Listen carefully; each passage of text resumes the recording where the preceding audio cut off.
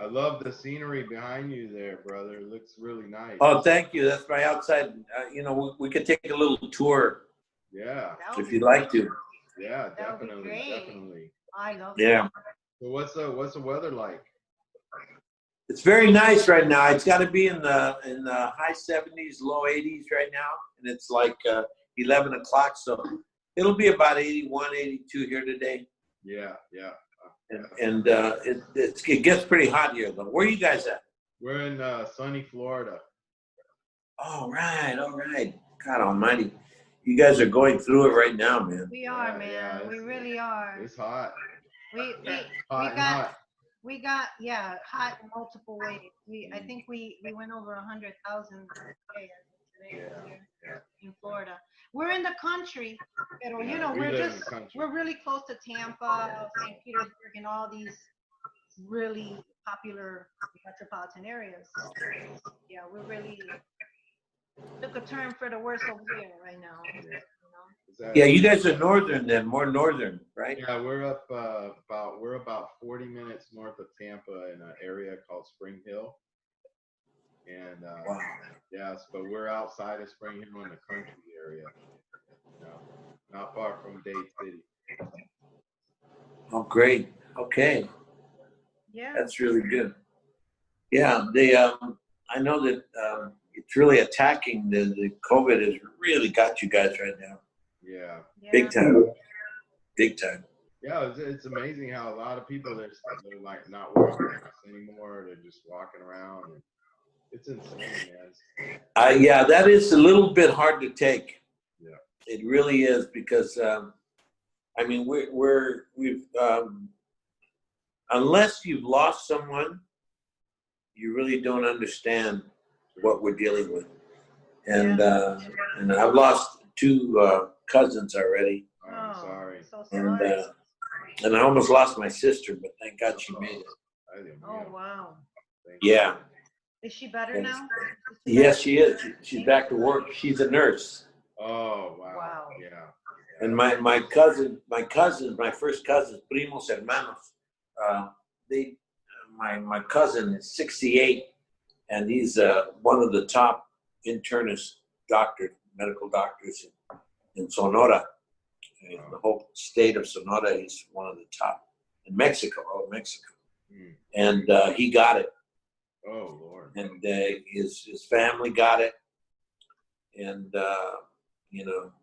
6 days after the family got it, his wife, my cousin, she died. Oh, Lord Jesus. And then 6 days after she died, my cousin died. The doctor, he died. All right. And right now, two of the three kids that they have, they're all 30s, 35 and 38. Two of them are in, one of them just got out of intensive care. One's still in intensive care. The other one's out now. Wow. So, hopefully they'll both make it. But the parents, the cousins didn't make it. Yeah. Are they all in that same area where you live? No, they're in Sonora, Mexico. And no, I live in the California, in the valley, San Fernando Valley. Nice. So it's unless you get that kind of an understanding, you're not going to really take this virus or this whole period very seriously. Yeah. And it's sad because it's just beginning. Yeah, that's true. Everybody's saying, well, this is the second spike. No. No, this is not even the This is the continuation of the first one. Yeah. And at one point we had it almost to the point of where we had organized the country enough to make it, so we could work through it. Yeah. But then people got, they politicized it so that, if you're on one side, you didn't want to wear a mask, and if you're on the other side, you wanted to wear a mask, and then people economically on both sides said, we got to work, we got to support our families, and we got to move forward. And okay, and that's what they did. They opened it too early. Yeah. Way too early. I agree. So how are you holding up to all this right now? I'm holding up well. I'm really holding up well. You look good. You look good, man. You look good for 63. Yeah. Orale, you took 10 years off. All right. Then you wonder why I love you.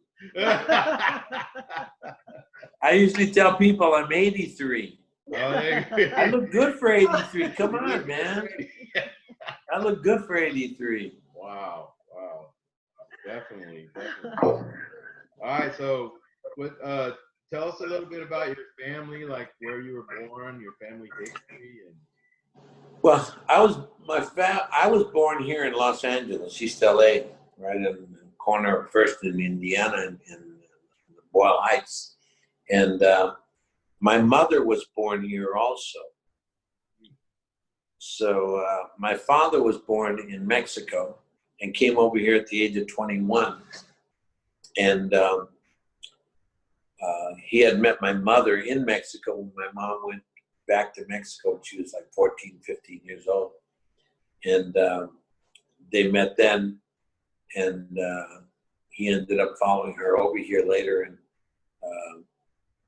she came back with my brother. So my brother was born in Mexico.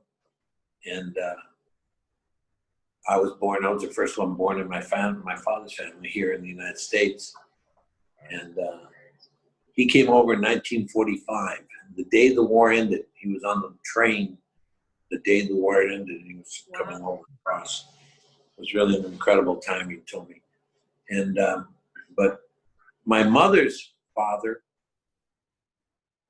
married a very, very interesting family. They were from Mexico. They were journalists and great revolutionaries. They were the Flores Magón brothers, Ricardo and Enrique Flores Magón. And they're my great grandfather and my great uncle. And they came over here. They were they started they were the intellectuals of the Mexican Revolution. Oh boy, did they have a lot to do with it. And they ended up coming here. My grandfather met the daughter of Enrique, and they got married, and they had my mother and her sister, my aunt. And at the age of about 2 years old, my mother's mother got the Spanish flu. Ooh. And died. Oh, Lord. Yeah, so she was a young woman, a little girl when her mother passed away. Yeah. So she really never got to know her. Yeah. But that's how my mother got here.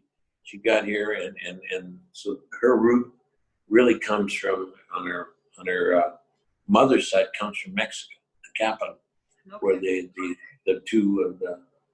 two brothers were very influential. They brought anarchism to the United States of America. I mean, to the world, the Western Hemisphere, actually. Oh, yeah. They brought anarchism to the Western Hemisphere. And wonderful people, but they were true anarchists, and not the kind that you're finding right now. Yeah, that's a whole that's a whole different world. It's like communism has changed completely from what originally was conceived to be understood like. Yeah. It's interesting. But anyway, so I was born here and went to public school, went to grammar school, junior high, and high school, and college. I went to East LA Community College and then Cal State LA. And now I've been very fortunate in getting 13 doctorates from across the United States of America. Amazing. Yeah. Awesome. And it's been quite an experience. And so we really had no prior artists that were in my field at all. I was the first one. I was the first one to go to college in my family, but also was the first one that got into this art form of storytelling and using, motion pictures, theater, television, radio, and but it's been quite a journey, to be honest with you. Yeah, So- it is quite a few accomplishments. A lot of accomplishments. Yes. Yeah, we're lucky. I was very, very fortunate that I've been able to discipline myself to do the things I love to do when I don't feel like doing them. Yeah, that's a great way to put it, really, because it is about that. You could be talented and all of that, but if you don't have the discipline, that's true. You need it. I mean, and when I found that, what I just said to you, which is sometimes it goes by, people don't really grasp it. When you discipline yourself to do the things you love to do, when you don't feel like doing them, Mm-hmm. you then become all that you can be. Yes. Then you're not better than anybody else. That is not the quest. The quest is just to be the best that you can be in this lifetime. And the only way you can do that is by, touching your craft, every day, 7 days a week. Yeah. And learning something new every day. And that's what I did. And it's really become something that I share as much as I can with the youth. And I've been dealing with the youth for over 50 years.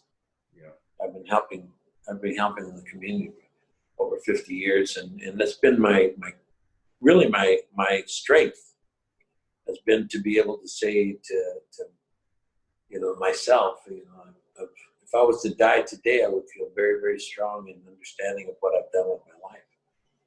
And I'd like to stick around until I'm 120, but At least, right? well, I mean, basically, And still You have full faculty. Yeah, too. so, yeah. so I mean, without having any elder diseases, Right. life can become really, really strong and understanding and valuable. Yes. After 100. Yeah. In your 90s and 100s, you become very, very valuable. Yeah. But it's very difficult to sustain when you get elder diseases, Yeah. and but because the body breaks down. Yeah. But we'll see. We'll see how we do. So far, so good. Yeah. That's Yeah. enough. Yeah. So tell us Yeah. what inspired you to become all that you have become, really, because there's so many different hats you have. I'll have to say it's just truly luck. Luck, I define luck as when preparation meets opportunity. And that's where discipline comes in. Sure. Because you're prepared. When the opportunity is there, you have the ability to walk through the door and live the dream. And that's what I did. I did it and started with baseball, became very successful at it at a young age. And then I took that same discipline, determination, perseverance, and patience and used it in music in 1960. And I started baseball when I'm 50, I'd say 51, 52. Wow. And then in 1960, I ended up moving into rock and roll and music.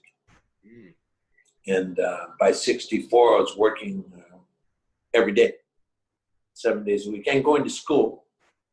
But I was working every day, and I was very lucky because in those days, in the 60s, you could do that.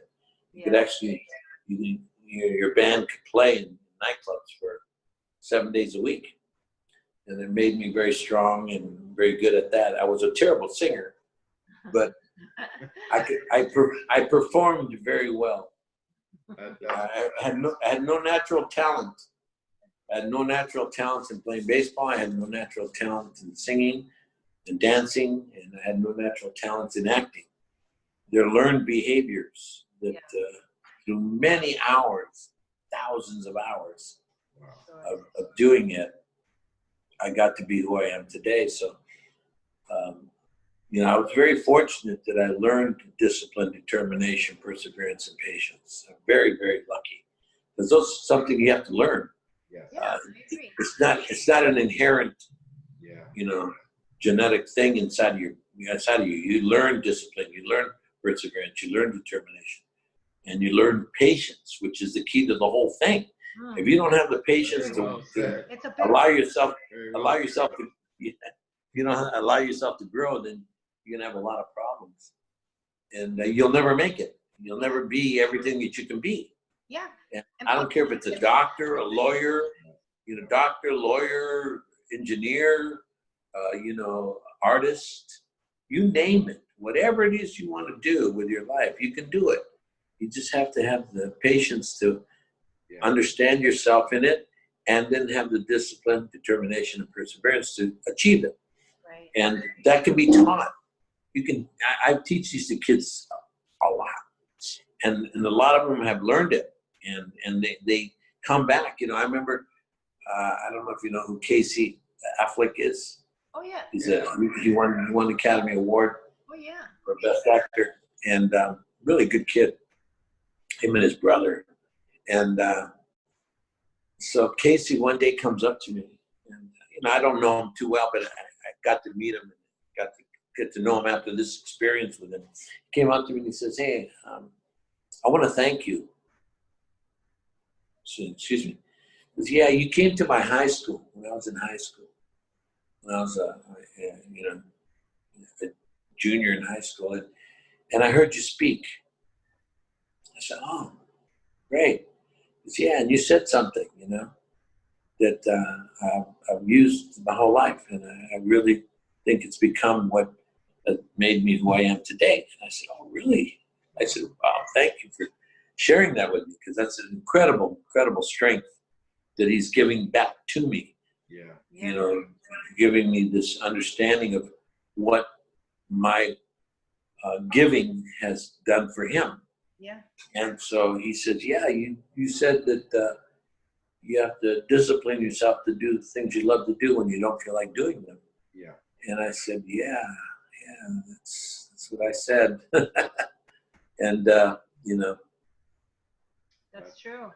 and it became a truth that has now become, and I was moved to tears from the experience with him, and I just said, "Well, thank you very much." Wow. And there's been a lot of kids that have been able to grasp a hold of that concept and hold on to it and use it. And as soon as they can do that, it's like it builds self-esteem, self-respect of yourself. It starts to build, critical thinking and creativity. And those are the foundation and the pillars, if you're young enough, to allow you to be everything that you can dream of. If you can dream it, you can do it. You just have to have the discipline, like we've been talking about, to really achieve it. And so that's what we tell them. And I've been doing it. We have the Youth Cinema Project that has been really, really, really working hard. We have thousands of children that have been in our program throughout the last. Well, we started in 1998, but it really became what it is today about 6 years ago. It's when it really took off and really started to work. And we're in 13 school districts in California. And there's, this year, which is finished, even during the COVID thing, we went online and we finished the program online.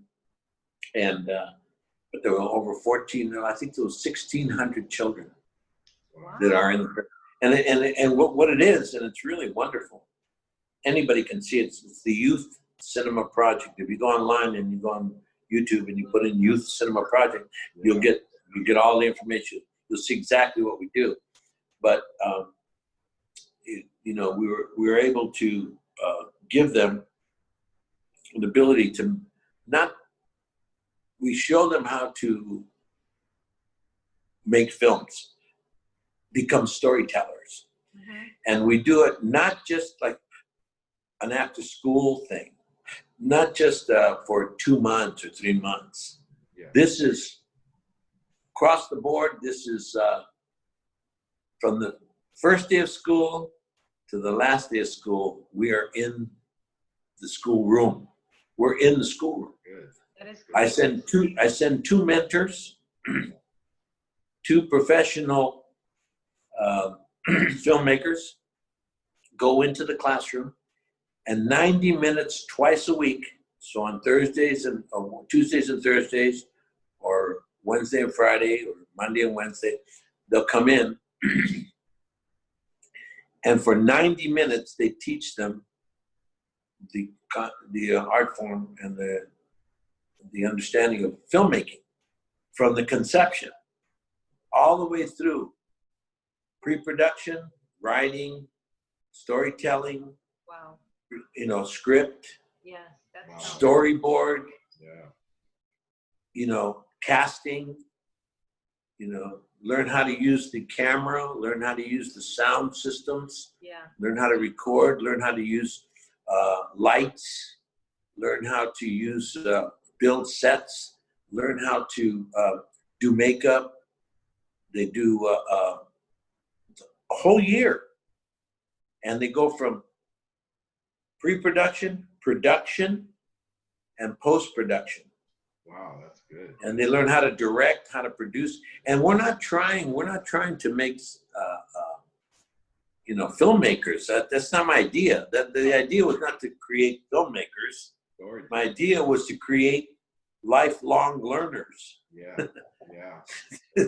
Young kids in the 4th grade, when you unleash them, when they're 10 years old, 9, 10 years old, when you unleash them with this understanding, and I mean, there's nothing wrong with math and science, language, English, or social studies, and all of the biology and all chemistry and all this stuff that they teach in school is fantastic.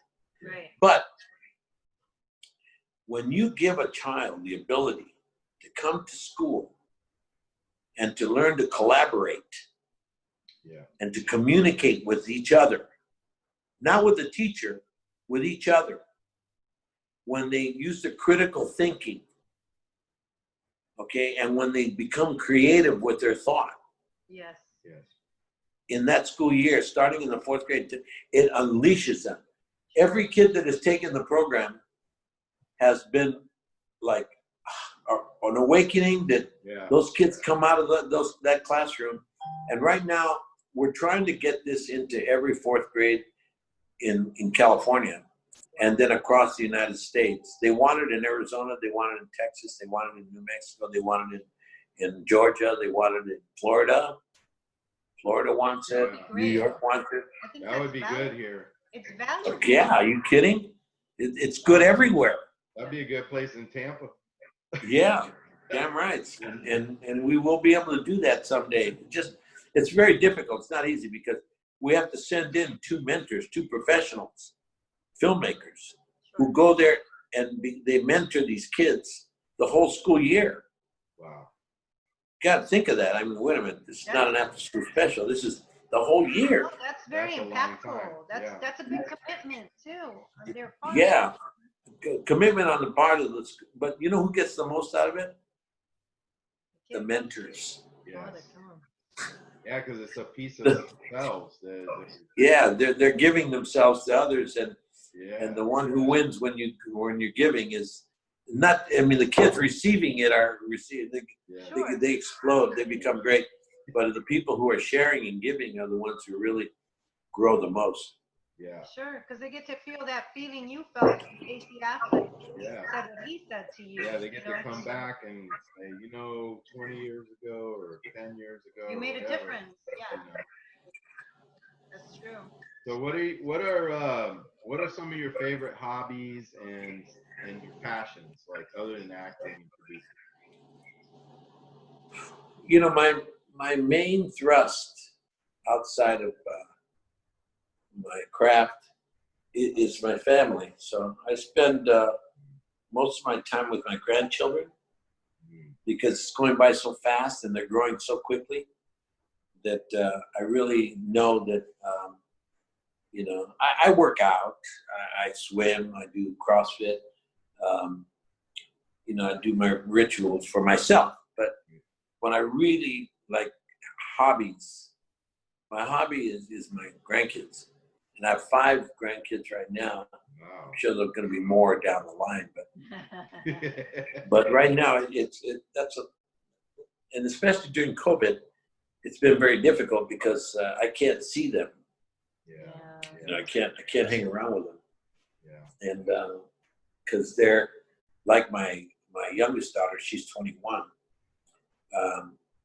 She usually lives with me, but when COVID hit, I went into quarantine and I said to her, listen, we have to go into quarantine. So I want you to realize, and I sat her down and said, I want you to realize what that means.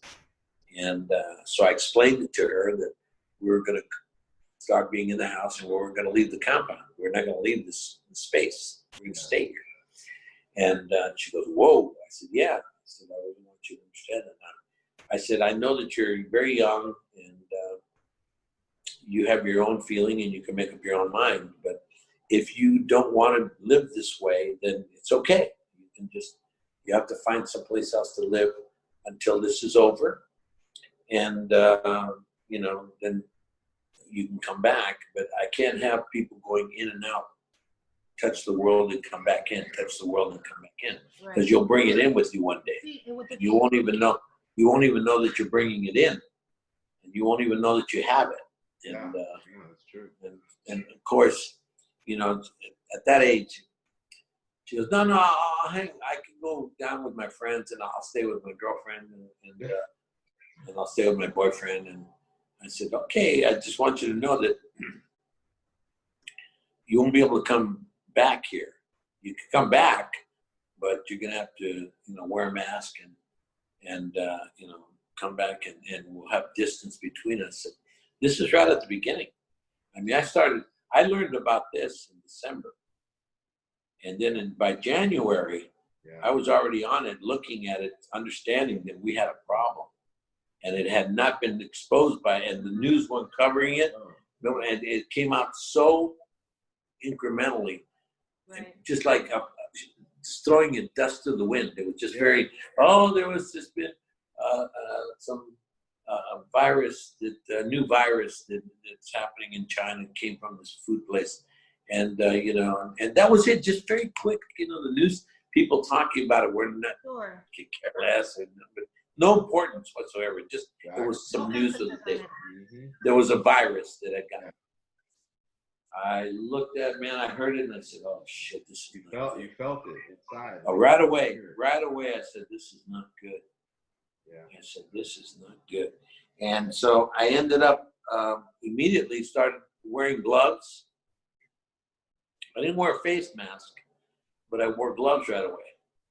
And I started to wash my hands, and that was in January. Still there was no word of it here. Right. And then I guess on January 21st is when the Chinese finally said, we have an epidemic. It's very, very bad. And we've closed down Wuhan. Closed down Wuhan. Wow. I said, holy crap. It's 11 million people. Wow. That's a lot of And this is January 21st, and they're saying, yeah, we've closed down the city where it started. Oh, I said to myself, oh, wow, that's way too late. I mean, God almighty. If it spread that much that they have to close down that portion, the world's in trouble. Yeah. And then I didn't know how it spread. Nobody knew how it spread. Nobody knew anything about it. And then they started to talk about it. And I was waiting to hear, and it happened. They said, yeah, you spread it by, by the particles coming out of your mouth.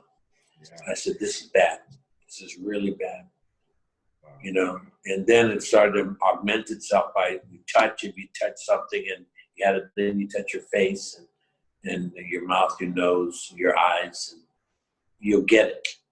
Okay. I said, oh man, this is too much. This is crazy. Mm-hmm. And then they started to talk about the intensity of it, and of course, people started to die. Yeah. Yeah. But they didn't start to die here in the United States until February. Yeah. So, you know, it's been around since my instincts are it's been around since August last year. I believe that. And my instinct is that it started probably inside of the laboratory, and then got out of the laboratory by one of the people that was working with it.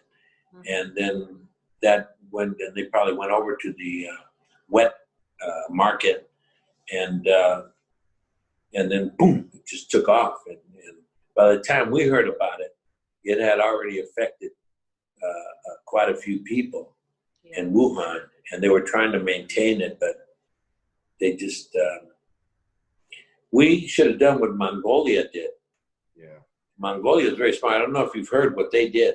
What did they do? No, we didn't hear. Well, on the 21st, when we all heard it, Mongolia heard about it, the world heard about it, they shut down. Right away. Immediately. Shut down, went and called by the 22nd, the day after the word came out. They were contained in their homes. Every airplane that came in from outside of the world that came into into Mongolia, they were put into quarantine, and people were put into quarantine.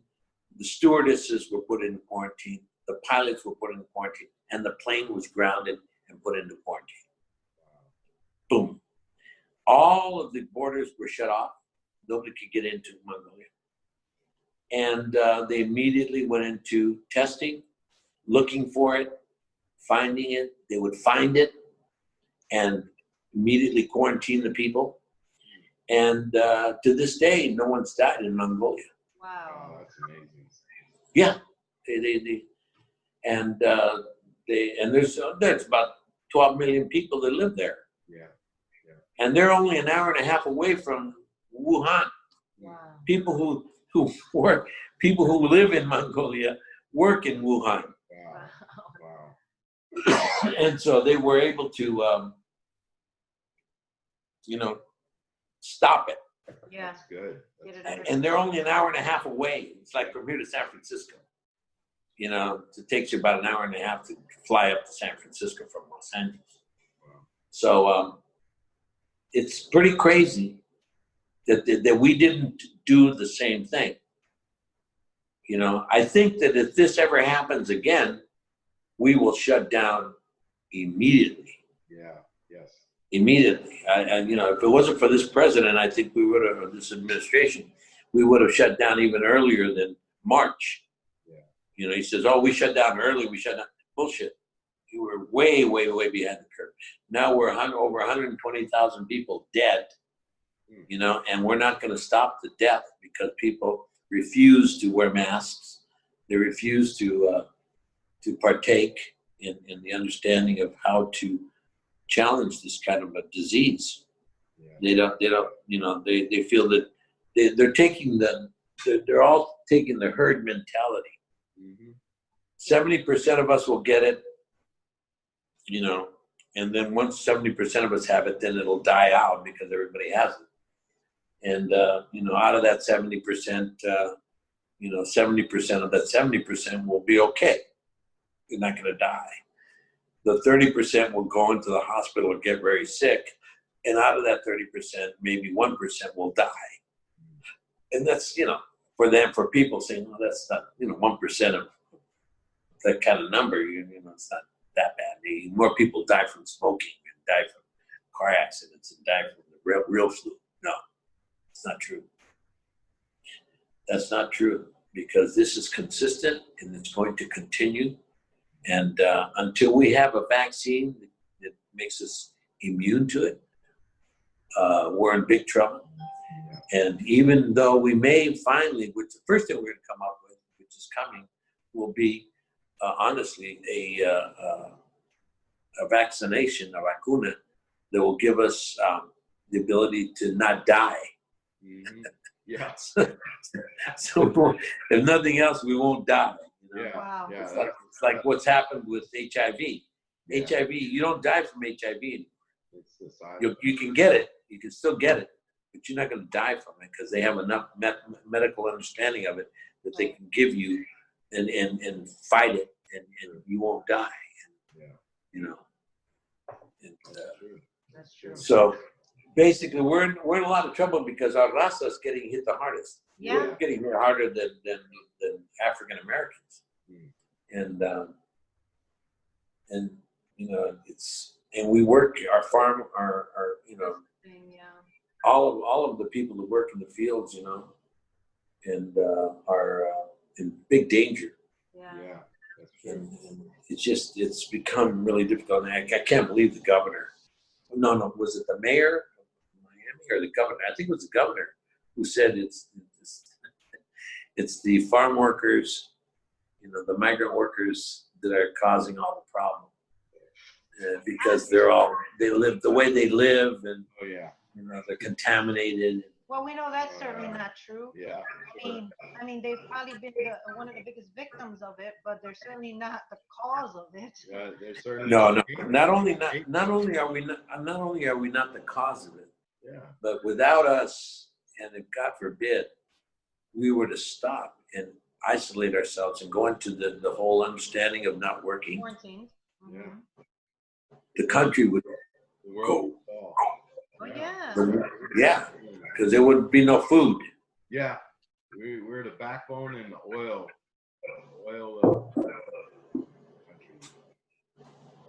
Amen for that one. You're absolutely right. So tell us about Olmos Productions and some of the movies you have produced.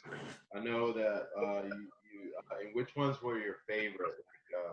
I always love Stand and Deliver and Familia, you know.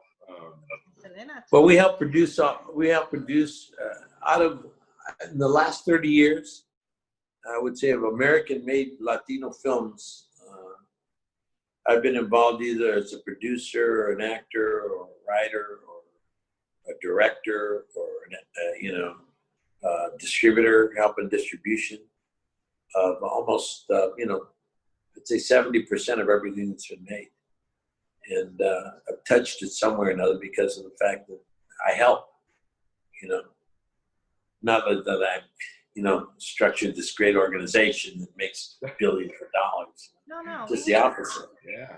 I end up doing it to help the community and help the filmmakers. That's awesome. And it's been very rewarding. It's been very good. But my favorites would have to be the Ballad of Gregorio Cortez that I made in 1983. It came out, but we made it in 1981, 82. And that was the first film that I produced. And I started the Olmos Productions in.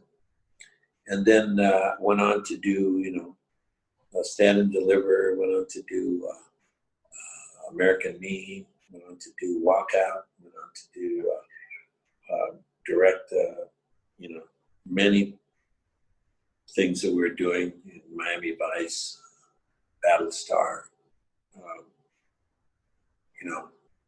American Family, which was a brilliant piece of work. That was a good movie. On PBS, I loved it. And so we've been able to work in the industry really well.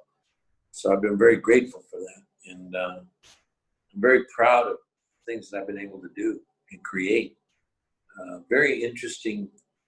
And now that I'm the elder and I can actually look back on my life, and I've been doing that while this whole quarantine has been on, I've been looking at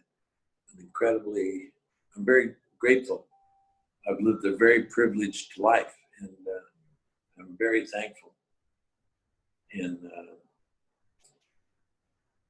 the Almighty, in her ultimate wisdom, has given me the ability to live my life to the fullest.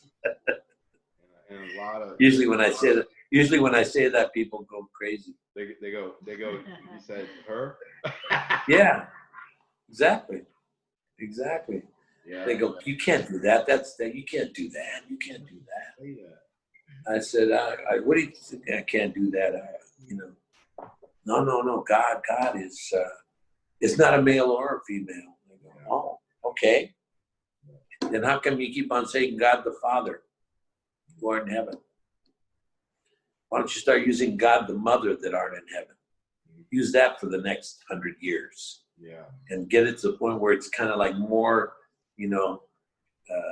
maternal than paternal, and get the male out from in front and put the female out in front for a while. Yeah.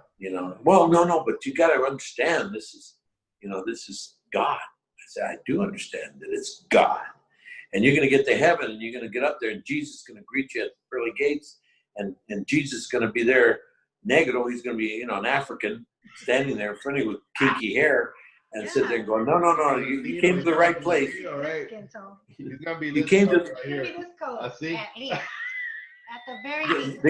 I'm going to tell you, man, they're going to get there, and you're going to get there, and you're going to turn around, and you're going to say, oh, my goodness. Go, no, you came to the right place, Yes, I am Jesus. And yes, be like, where's Jesus? I don't see him. He's standing right in front. Here I am, man. Hey, brother. But I thought you were white. Many did. And he's going to turn, and he's going to look at you, and they're going to say, hey, man, I'm glad you made it. You lived a good life. Now here's God, my mother. Yeah. And it's going to freak you out. It's going to freak you out because you're going to turn around and say, holy crap, wait a minute. Yeah. You mean God was a woman? Well, anything you want it to be, really. Yeah. What do you mean anything I want it to be? Yeah. I never had a choice. It was always God the Father. Yeah. Who art in heaven, I have a funny joke I'll tell you real quick. When Jesus was a teenager, he was already starting up things, and going to the temple and all that. And so he saw this prostitute, and it was the first time that it actually happened. And he saw the prostitute going to be stoned. And so, he's like a teenager, around 15, 16 years old. And he says, you without sin cast the first stone on me. And he drew the line. And he stood up, and all of a sudden a rock came out from the crowd and hit the prostitute in the head. And he looks at her, he goes, Mom!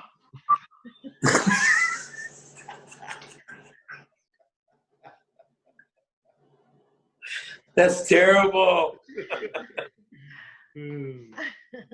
Mom, what are you doing? Yeah.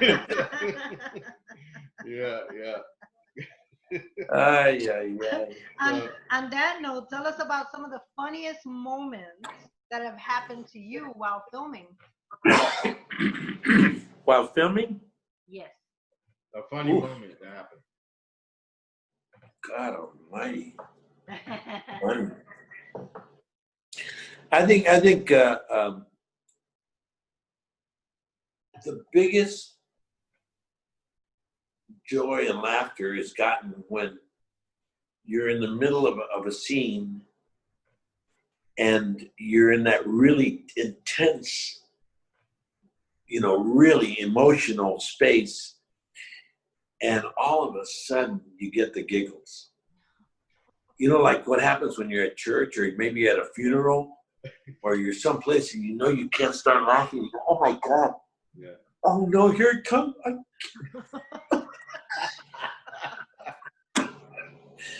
When that happens, and people know it when it's coming, and then they see it, and then everybody goes, oh no, come on, don't go there. Don't go there. Because it's contagious sometimes, too. It's terrible. It's terrible because everybody knows what I'm talking about. Yeah. And there's no joke. There's nothing that happens that, somebody falls down or, something ridiculous happens or somebody says something funny or bumps into the wall. And those are all funny things. They are. But nothing will ever, it's just like you don't even want to go there. And when you start to think about it, you start to laugh and say, oh shit, that's terrible. Everybody goes through that. Wow. And you could be watching something and all of a sudden you'll be drinking a cup of coffee or something and the coffee comes out through your nose. And it's just because you can't hold it back. Pero let me ask you a serious question. Which one is worse? The giggles or a peito? Yeah. Oh gosh. I think that the silent is deadly. Yeah, it's true. Silent but deadly. is the worst. And then you're trying to get away from it, but you can't, because the more you move around, the more you're spreading it with yourself. And if you're in a car, then it's ridiculous because there's only two of you in the car, and you did it, and it smells, and you're gonna go, "Why'd you do that, man?" That's a gum I like to travel with my dog. Yeah. I always have my dog with me. Go, "Hey, Mo, what's wrong?" Why you got the dog in the car, Dad? Oh, that's funny. That's so funny. Let's be grateful though that they're invisible. Yeah, let's just be grateful for that. Thank God. I got to tell you. Wow. That's funny. No, but I will tell you that's been the hardest because it makes it so that it's hard to get back from that moment. Yes. And then the more you try to get back, the more it happens. So then you say to yourself, "Okay, I gotta get it together. I gotta stop this. It's crazy," because you have the entire crew, cast, crew, everybody's waiting, and they know shit. They went up, and now they're not going to come back. Yeah. and you could take half an hour trying to get it together. Yeah, that's true. Because then you get real serious again, and then you're trying to become real serious, and you're in the middle. And it goes, "Oh, come on, man! I go, I can't, man. I'm sorry. I'm sorry this is happening, but we'll have to live through it. Don't worry." Those moments, and they happen. They really happen, and they happen in times when you just, man. I mean, when I was a kid, oh man, when I was young and I was in school, and 5th grade, 6th grade, 7th grade, all of a sudden, one of your friends is sitting there and he starts into it, and you go, "No, don't do, no, don't," and all of a sudden you're both just in hysterics, trying to hold it back, and you're not laughing at anything. Right.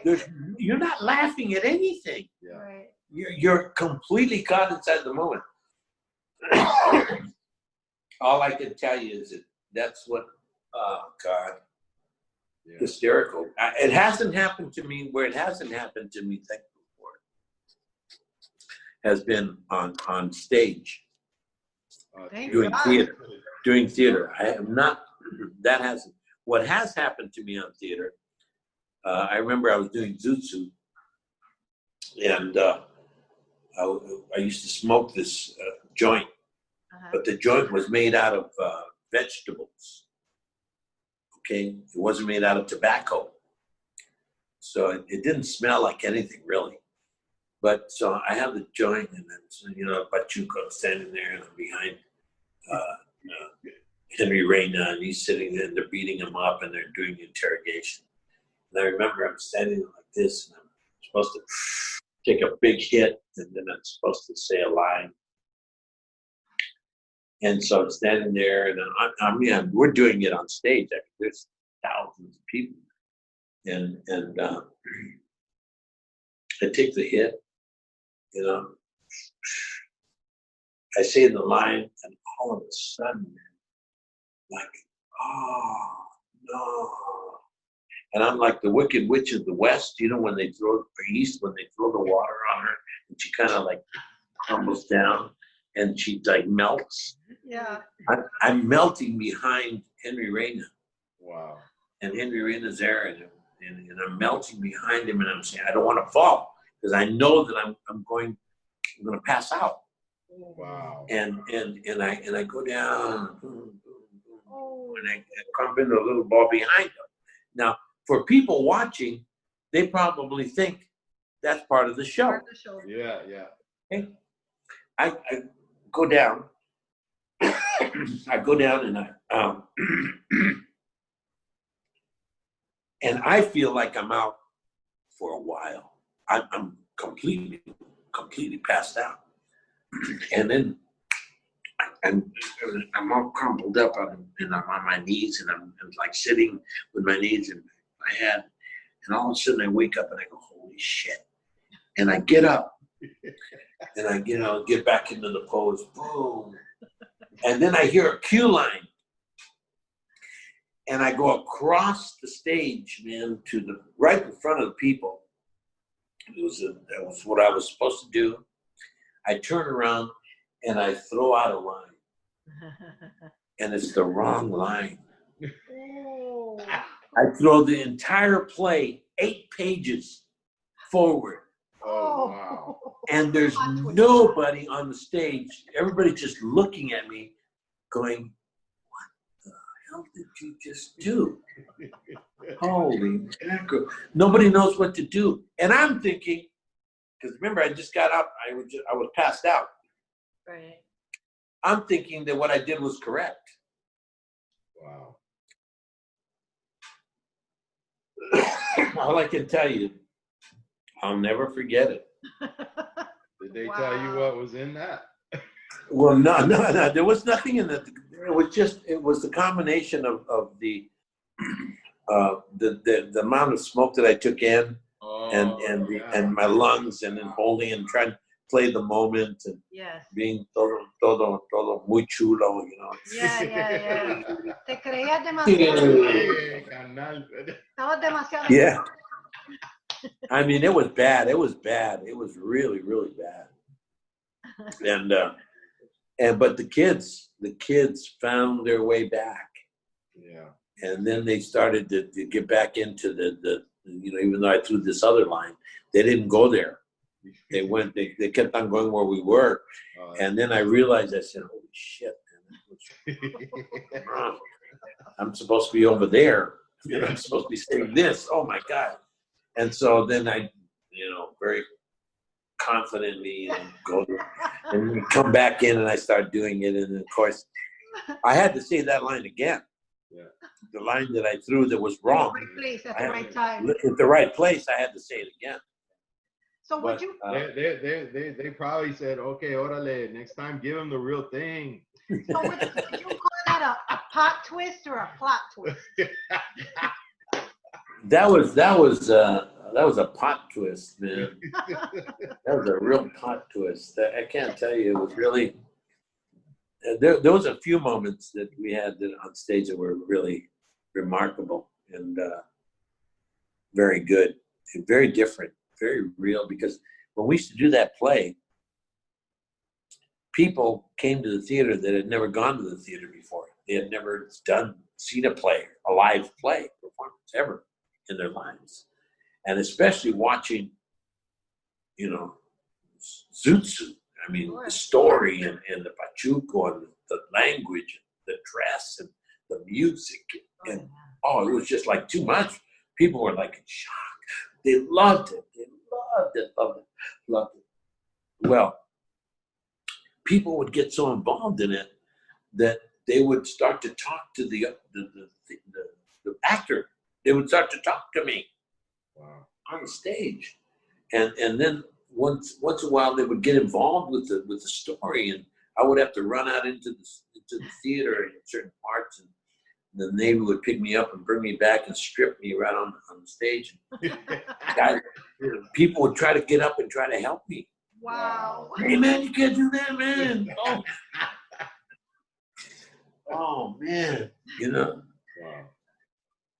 It was intense. It was really intense. A lot of great things happened. That's awesome. Not great things, but anyway, that's there's been some interesting things that have happened in theater and in motion pictures. Oh, boy. Those are some great memories there. Mm-hmm. Now to the most important question of all. What's that? What is your favorite Latino food? And do you like or love Cuban sandwiches?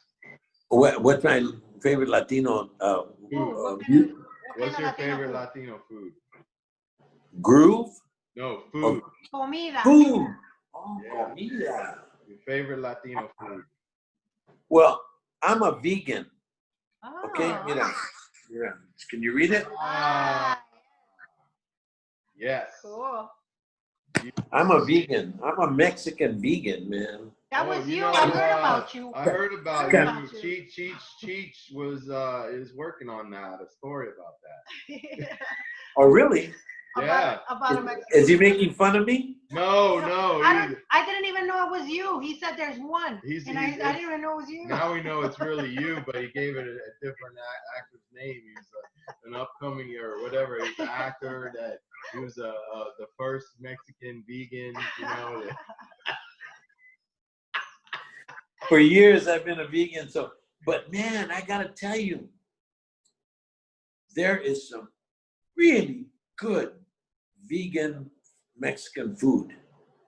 People are taking a lot of pride in making sure that, and in all different cultures, Yes, are making they're cooking without any animal products. Yeah.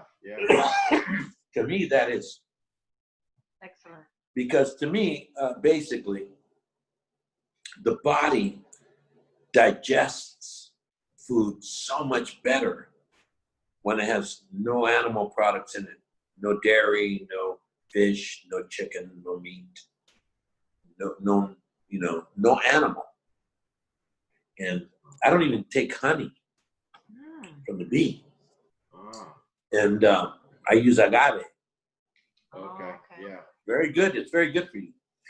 And much easier to digest in the system. Now, there's nutritionists that would argue with me, and they have. Yeah, I'm Get sure. into arguments all the time. But there's more argument in favor of being on non-animal products than against it. And you have to substitute vitamin B12 and vitamin D. You need to make sure that you have it in your system because you don't. If you don't eat some things, you need it. I don't have to worry about protein because I have plenty of protein going in. And I feel good. I feel healthy. And but man, there's this one kid that makes Mexican food. Wow, would blow you away. I mean, truly, I sit there and I go, how in the world? And he's got his staff of people who help him cook and stuff. That I mean, you feel like you're in a totally Mexican restaurant. Wow. I mean, there's no two ways around it. He just opened his restaurant. He used to be on the street. He's like a street vendor. Oh, okay. And he's just opening up his new place on Wednesday, day after tomorrow, which it'll be a restaurant. It's called Cocinita. And it'll be the first vegan restaurant, Mexican restaurant in the San Fernando Valley. That's great. True vegan. Yeah. And their menudo to die for. Because I mean, when I left, eating all carnitas, costillas de res, all the great. I ate menudo every Sunday since I was born. Sure. Yeah. This to me is like an essential part of Sunday. Yeah. Sunday morning, you get your corn tortillas, you get a little bit of guacamole, you get your salsa, you get your bola menudo, and you put in it your oregano, your cilantro, your limon,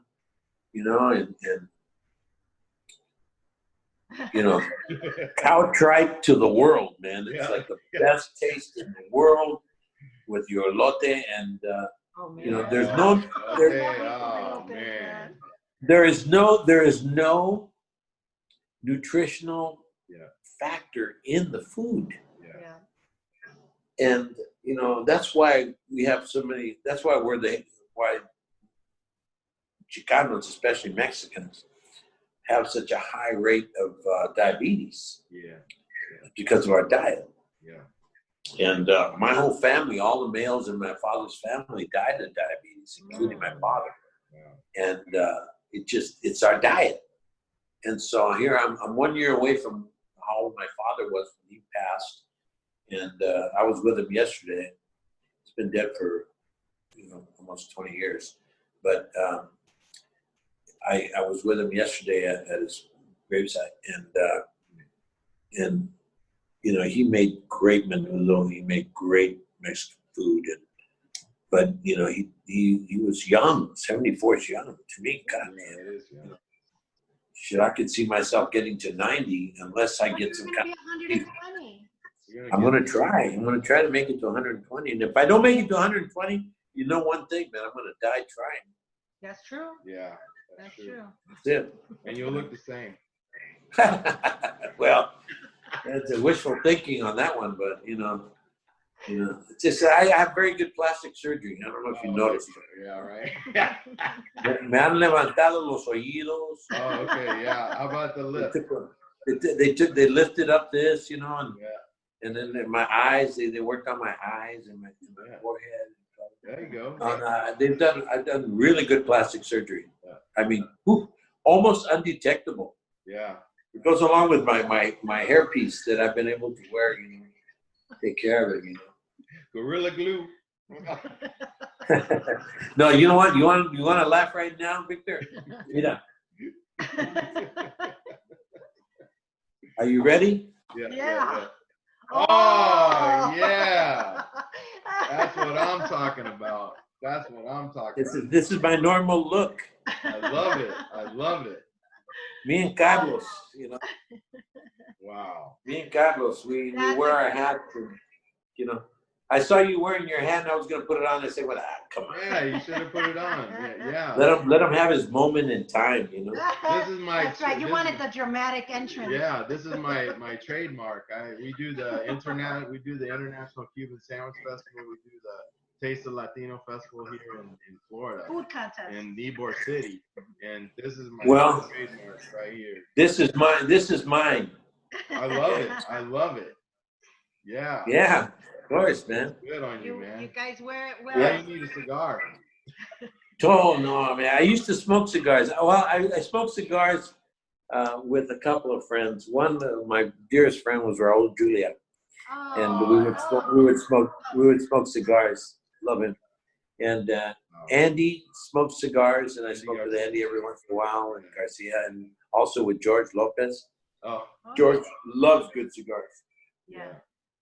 Yeah. And so I'll smoke a cigar with him, but I don't smoke outside of being around some guys, Yeah. And because to me it's not worth the journey to smoke those things every day, or once a week.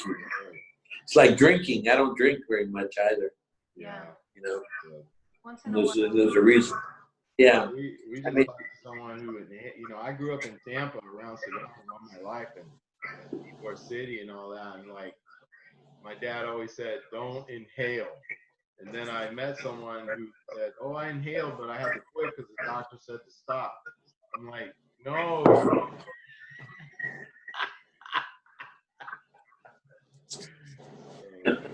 So what advice can you give rising young Latino actors and producers and artists today? Don't quit. The only people I know that don't make it are the ones who quit. Yes. If you're in this to make money, to become known, okay, fame, and if you're searching for fame and fortune, get out of it. Get out of here right away. Don't even go any further. The possibility of you making fame and making fortune is very, very, very, very difficult. But if you want to be really good and passionate about a craft, and you can discipline yourself, whatever that is, if you're a filmmaker, if you're a DP, a director of photography, if you're a director, a producer, a writer, an actor, you can do it. You can make it. You'll be the best that you can be. And that's all that we can ask of you. Now, does that guarantee you to, win an Academy Award or be known in the world as a great artist? No. But it does guarantee you being the best that you can be, which is really the key to living. The living, we talked about it, the key to the whole thing of life is just to become whole and be the best that you can be at the time when you're living your life. And the only way you can do that is by, disciplining yourself to do the things you love to do when you don't feel like doing them. Yeah. And once you do that, you really do become very strong. Yeah. And you become very good. Is that good? Better than anybody else? Who knows? Who cares? I never cared, to be the best actor in the world or try to become very popular and famous and lots of money, Yeah. I received notoriety, I received fame, I received financial rewards, but people say, man, you could have done so much more. I said, yeah, if I had taken everything that they offered me, I could have been very, very rich and very, very famous. Yeah. But I wouldn't be able to stand here or sit here at this moment in my time at 73 and look back on my life and really, really appreciate everything I've done. That's true. I really appreciate it. And I didn't make a lot of money. I've made money. Don't get me wrong. Right. I've made money doing this. And I'm very grateful that I've been able to over the 50 years that I've been doing this. But this is not about that. It's about dying. And when I'm dead, somebody by chance remembers me in 50, 60, 70 years and said, there was this guy, he did this movie, Stand and Deliver. Have you ever seen it? Yeah. The man was 100 years old, but man, you know what? You should take a look. You should take a look at it.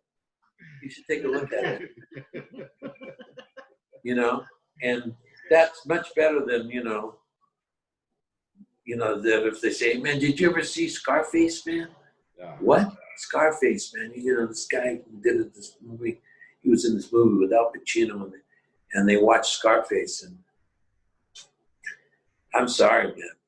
Yeah. I mean, it's a lot of people's favorite movie. A lot of people love that feeling that they get from watching it. Yeah. But I think American Me is a better film. Oh, yeah. By far. That's where I first saw the Zoot Suit. I was in that. Yeah. Yeah. Well, I used it in there because that was a true story in that respect. Yeah, that was real. That movie was real. Woo! The Scarface. That was a tough one. Yeah. That was a tough one. Yeah. I didn't like the ending, but it was good. Oh, there's nothing you can do about it, man. I mean, that's terrible. I mean, it's such a reality that it hurt me. It hurt me to see it. It hurt me to do it. I remember the day I shot it. If you have the DVD of American Me, we actually there's some extras that are on there. I don't know if you've ever watched them. Yeah. There's a documentary that's on there also with that movie that goes along with the DVD, and it's called Lives in Hazard. And if you haven't seen it, you can probably get it even on YouTube, but you should watch it. It's really strong, very good. Yeah. And it starts off with the very first moment that we're filming, the very final shot of the entire movie. Yeah. Yes. And it's really intense. Very, very good. I remember. Hey, listen, guys. Victor, Jolie, I love you guys so much. Thank you so much We for love you too. Thank you so much. having me. Yeah, anytime. I wanted to, Brenda. Can I say a quick prayer for you real quick? Would that Of course you can. Are you kidding? I hope it's not the only time you say it, too. All right, I know, right? Keep me in your prayers, man. I will, always. Father, Lord, in heaven, our God, our Creator, we just come before you right now in the name of Jesus. I just thank you for my brother, Father God, Mr. Olmos, Lord, and all the things that you have opened the door for him to do, Lord. And I thank you for all he does for the kids and other people, and the enlightenment that he has given this world, Father, about our people. And I thank you for him, and I thank you for all that he does. I pray that you always protect and guard and keep and bless his children's grandchildren. Always bring provision and favor over his life, over their life. Open doors you want open, close the doors you want closed. And that people will see him always as a man of stature, Lord, and always know him and listen to him and hear his advice and bless him for all he has done and still doing. In the name of Jesus. Amen. Amen. Amen. Amen. Amen. Thank you. Love you. We Hermano. love So you. much. You. God bless. Thank you, Brenda. Thank you, Jolie. You're welcome. Thank you so much, Victor. Thank you God for your bless you. time. Take care. Be safe. Be safe. My pleasure. Okay, you too. Have a good day. Adios. Adios. Adios. Bye.